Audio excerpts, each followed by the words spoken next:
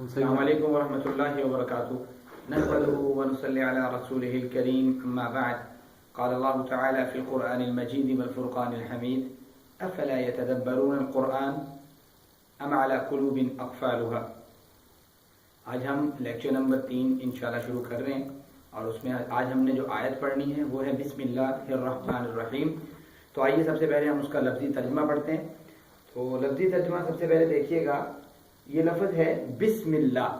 یہ بسم جو لفظ ہے یہ اصل میں دو لفظوں سے مل کر بنا ہے۔ اس میں دو لفظ ہیں، ایک لفظ ہے با، ایک لفظ ہے اسم۔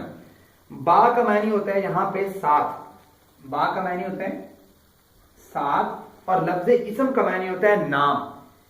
اور یہ لفظ اللہ کا معنی، لفظ اللہ الرحمن کا معنی بڑا مہربان، نہایت مہربان، الرحیم بار بار رحم کرنے والا، نہایت رحم کرنے والا، یہ اس کا لفظی ترجمہ ہے۔ اب دیکھنا ہم نے یہ ہے کہ اس کا اردو میں کچھ استعمال اور اس کی تھوڑی تشریح بارے میں ہم چلتے ہیں۔ تو یہ ہے کہ لفظ با جو ہے اس کو آپ بیسیکلی یاد ضرور رکھیے گا، کیونکہ یہ با کا لفظ جو ہے یہ آخری بھی استعمال ہوگا۔ اکثر و بیشتر جو ہے با کا معنی ساتھ ہی ہوتا ہے۔ اور اسی طرح جو لفظ اسم ہے یہ ہم اردو زبان میں استعمال کرتے ہیں، جیسے ایک دوسرے بھائی سے پوچھتے ہیں کہ بھی آپ کا اسم گرامی کیا ہے یا اسم مبارک کیا ہے، اور اسی طرح ہم کہتے ہیں کہ بھئی اس چیز کو آپ نے کس نام سے موسوم کیا ہے، موسوم کا لفظ استعمال کرتے ہیں، وہ یہیں سے اخذ کیا جاتا ہے۔ لفظ اسم کا ہی عربی زبان کا ورڈ ہے۔ آگے لفظ اللہ ہے، پھر آگے رحمان ہے، پھر رحیم ہے۔ یہ رحمان اور رحیم یہ اللہ تعالیٰ کی دو صفتیں ہیں، اللہ تعالیٰ کے نام کی دو صفتیں ہیں، اور یہ دونوں مبالغے کا صیغہ ہے، بہت مبالغے کا صیغہ ہے کہ بہت زیادہ اللہ تعالیٰ رحم کرنے والا ہے۔ یہ مبالغے کا صیغہ فعلان اور فعیل کے وزن پر یہ دو اللہ تعالیٰ کی صفتیں ہیں۔ ان دونوں صفتوں میں ہم نے یہ دیکھنا ہے کہ فرق کیا ہے، کہ اللہ تعالیٰ نے کہا ہے بسم اللہ الرحمن الرحیم، اللہ تعالیٰ رحم کرنے والا بھی ہے، نہایت رحم کرنے والا۔ رحمان اور رحیم میں بیسیکلی جو اصحاب جو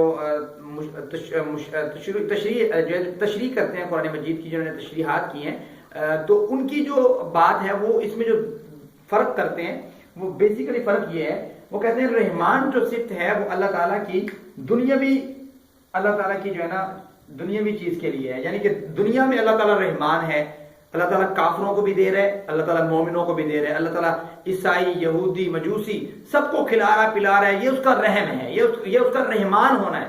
اور دوسری صفت کہتے ہیں یہ اللہ تعالیٰ کی قیامت کے دن اللہ تعالیٰ کے ساتھ خاص ہے، وہ صرف مومنوں پر رحم کرے گا۔ یہ قرآن مجید کی ایک آیت سے اخذ ہے یہ چیز، جیسے کہ قرآن مجید میں اللہ فرماتے ہیں کہ ورحمتی وسعت کل شیء، اللہ تعالیٰ کی رحمت جو ہے ہر چیز پر وسیع ہے۔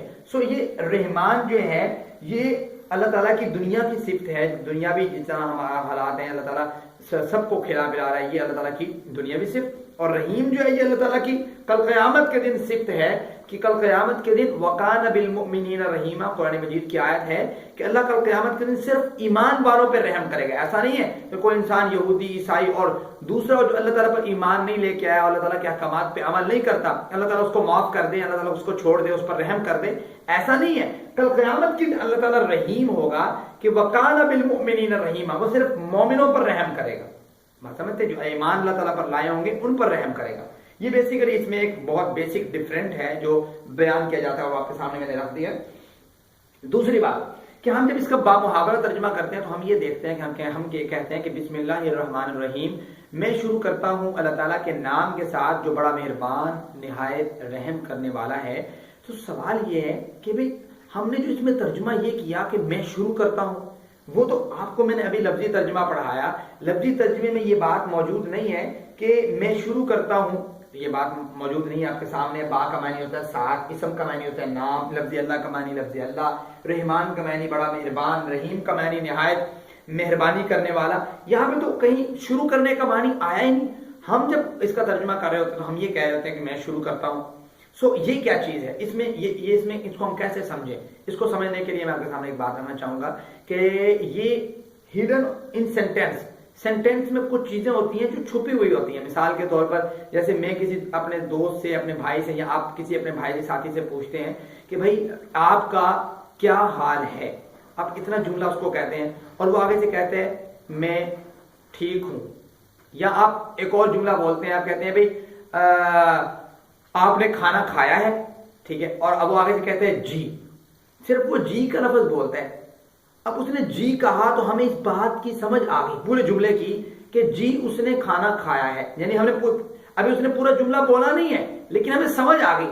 اسی طرح کلام میں کچھ چیزیں ہڈن ہوتی ہیں، وہ ترجمے میں وہ بات سمجھنے میں آتی ہیں لیکن اس میں کلام میں نہیں آئی ہوتی. سملرلی اسی طرح یہاں پہ بھی کچھ ایسا ہی کیس ہے کہ جس میں اللہ تعالیٰ فرماتے ہیں یا ہم اس طرح ترجمہ کر رہے ہوتے ہیں کہ بھئی اب میں اللہ تعالیٰ کے نام کے ساتھ جو بڑا مہربان نہایت رحم کرنے والا ہے، میں کیا کرنے لگا ہوں؟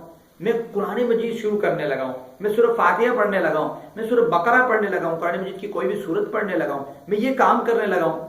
سمجھتے ہیں؟ تو یہاں پہ ہڈن ہے. تو ہم یہاں پہ جو ہڈن الفاظ یوز کر سکتے ہیں یا جو اس کا معنی کر سکتے ہیں وہ یہ 3 من الفاظ یہاں پہ لکھے ہیں جو بیسیکلی زیادہ استعمال ہوتے ہیں، اور بھی ہیں. یہاں پہ 3 دیکھیں. اشرع، ہم یہاں کر سکتے ہیں کہ میں شروع کرتا ہوں اللہ تعالیٰ کے نام کے ساتھ جو بڑا مہربان نہایت رحم کرنے والا ہے. یا میں کہہ سکتا ہوں اقرأ، میں قرأت کرتا ہوں. ٹھیک ہے، میں یہ بھی کہہ سکتا ہوں ابدأ، میں ابتدا کرتا ہوں. اب میں تینوں یہاں پہ ترجمہ کر سکتا ہوں. مثال کے طور پر میں کہتا ہوں کہ میں شروع کرتا ہوں اللہ تعالیٰ کے نام کے ساتھ جو بڑا مہربان نہایت رحم کرنے والا ہے. میں پڑھتا ہوں اللہ تعالیٰ کے نام کے ساتھ جو بڑا مہربان نہایت رحم کرنے والا ہے. میں ابتدا کرتا ہوں اللہ تعالیٰ کے نام کے ساتھ جو بڑا مہربان نہایت رحم کرنے والا ہے. سو یہاں پہ میں ان تینوں کا ترجمہ کر سکتا ہوں. یہ ہے اس میں ہڈن، جس کو ہم کہتے ہیں ہڈن ان سینٹینس، جملے کے پیچھے چھپی ہوئی چیز جس کا ہم ترجمہ یہاں پہ کر رہے ہوتے ہیں. اور جو چیز ہمیں ایک اور سمجھنی ہے وہ یہ ہے کہ بسم اللہ پڑھنے کی جو امپورٹنس ہے، جو بسم اللہ ہمیں اللہ تعالیٰ نے قرآن مجید شروع کرتے وقت بسم اللہ پڑھنے کے لیے کہا. اسی طرح ہم کوئی بھی اچھا کام کرتے ہیں تو بسم اللہ پڑھتے ہیں. یہاں تک کہ اللہ کے نبی صلی اللہ علیہ وسلم سے ایک روایت موجود ہے، اگر آپ خطب حدیث کا مطالعہ کریں تو ابو داؤد میں یہ روایت موجود ہے. سیدنا عبداللہ ابن عباس رضی اللہ تعالیٰ عنہ کے راوی فرماتے ہیں کہ اللہ کے رسول صلی اللہ علیہ وسلم کو سورتوں کا جو فرق معلوم ہوتا تھا کہ یہ سورت ابھی ختم ہو گئی ہے، یہ نئی سورت شروع ہوئی ہے، وہ بھی بسم اللہ سے معلوم ہوتا تھا. کہ بسم اللہ، اللہ تعالیٰ جب بسم اللہ کی سورت کی شروع میں پڑھتے تو پتہ لگتا ہے، یا جبرائیل علیہ السلام آ کے پڑھتے تو پتہ لگتا ہے کہ یہ سورت اب ختم ہو چکی ہے، اگلی سورت شروع ہو گئی ہے، یا یہ سورت الگ سے اتر رہی ہے. تو یہ فرق جو ہے وہ اللہ کے نبی کو بسم اللہ الرحمن الرحیم سے پتہ لگتا تھا کہ یہ سورت نیا آغاز ہوا ہے. اسی طرح خط و کتابت میں اللہ کے رسول جب خط لکھا کرتے تو بسم اللہ، جو خط لکھا کرتے ہیں یا کسی کو پیغام بھیجا کرتے تو پہلے بسم اللہ لکھتے. جیسے ہرقل کو اللہ کے نبی صلی اللہ علیہ وسلم نے خط لکھا تھا، خطب حدیث میں موجود ہے. یا اور مختلف بڑے بڑے لوگوں کو لکھا تو اس میں بھی اللہ کے نبی نے پہلے بسم اللہ الرحمن الرحیم لکھا. اسی طرح آپ اگر قرآن مجید پڑھیں تو حضرت سلیمان علیہ السلام نے وہ ملکہ جو سبا کی ملکہ تھی اس کو جو خط لکھا تھا اس میں بھی سب سے پہلا جو جملہ لکھا تھا اس میں بھی یہی تھا کہ انہ من سلیمان و انہ بسم اللہ الرحمن الرحیم. یہ سلیمان سے ہے اور بسم اللہ الرحمن الرحیم اس کے ساتھ لکھا تھا. سو خط و خطابت، کسی کو پیغام بھیجنا ہو یا کسی سے آپ ابھی سے آپ یہ سبق سیکھیں کہ ہمیں یہ سبق سیکھنا چاہیے کہ ہم کسی سے بھی ٹاکنگ شروع کریں، بے شک وہ واٹس ایپ ہے یا ہماری کوئی ویسے ہی گفتگو ہو رہی ہے، تو ہم پہلے سب سے پہلے السلام علیکم ورحمۃ یا کسی کو خط لکھے تو اس پہ بسم اللہ الرحمن الرحیم شروع میں لکھ دیں. تو یہ ایک اللہ کے نبی صلی اللہ علیہ وسلم کا طریقہ مبارکہ ہوا کرتا تھا. کھانا کھاتے وقت اللہ کے نبی بسم اللہ پڑھنا، یا مختلف اوقات میں آپ